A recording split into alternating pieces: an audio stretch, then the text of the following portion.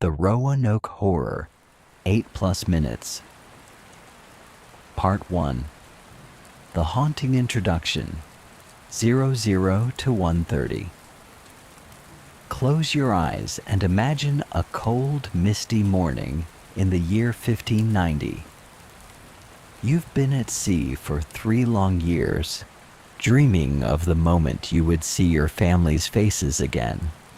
You reach the shore of Roanoke Island, but something is wrong.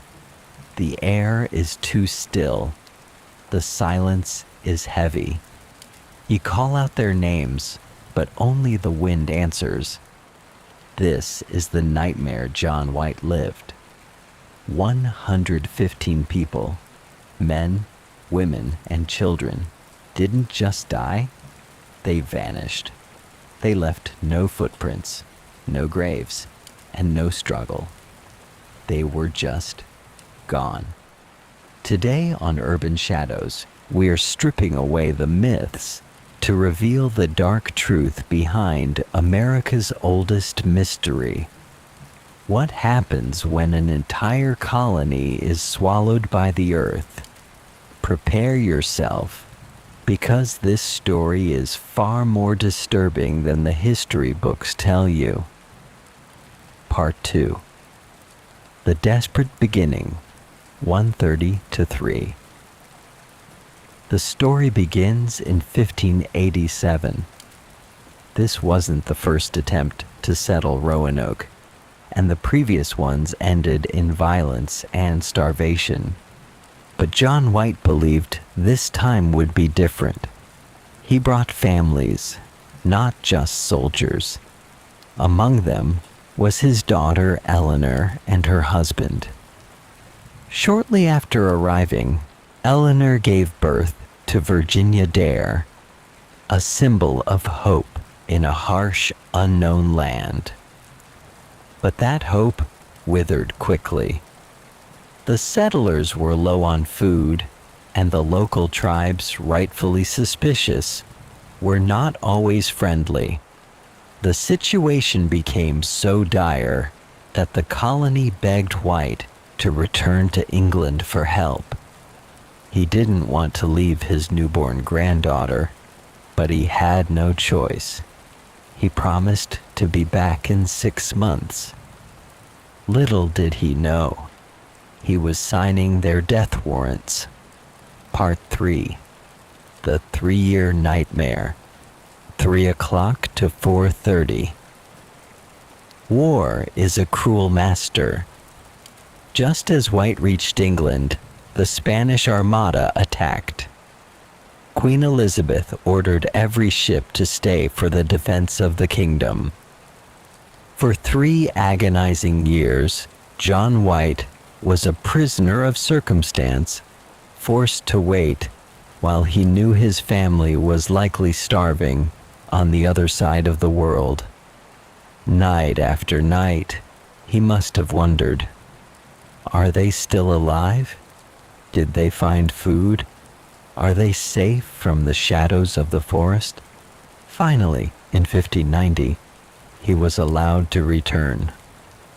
But the man who stepped back onto the sands of Roanoke was not the same man who left, and the island he found was no longer a home. It was a cemetery without bodies. Part 4. The Ghost Town and the Word, 4:30 to 6. As White and his men explored the settlement, the horror began to sink in. The houses hadn't been burned down. They had been carefully dismantled, as if the settlers had time to leave. There were no skeletons, no signs of a massacre. Then they found it. Carved into a massive wooden post was the word CROATOAN. On a nearby tree, the letters C-R-O. White had told them that if they were forced to leave in a hurry, they should carve a cross. There was no cross. This suggested they left willingly. But why? Why leave into the depths of a wilderness they didn't know? Why leave no other message for the man they knew was coming back for them? The deeper White searched, the more the island seemed to mock him with its emptiness. Part 5. The Darker Theories, 6 o'clock to 7:30. For 400 years, historians have fought over what happened next. The most common theory is that they moved to live with the CROATOAN tribe, but modern DNA testing has shown mixed results, and no definitive proof has ever been found. Then there are the darker whispers. Some believe the settlers were victims of a silent plague or a sudden, violent ritual. Others suggest they tried to build a boat to sail back to England and were swallowed by the Atlantic.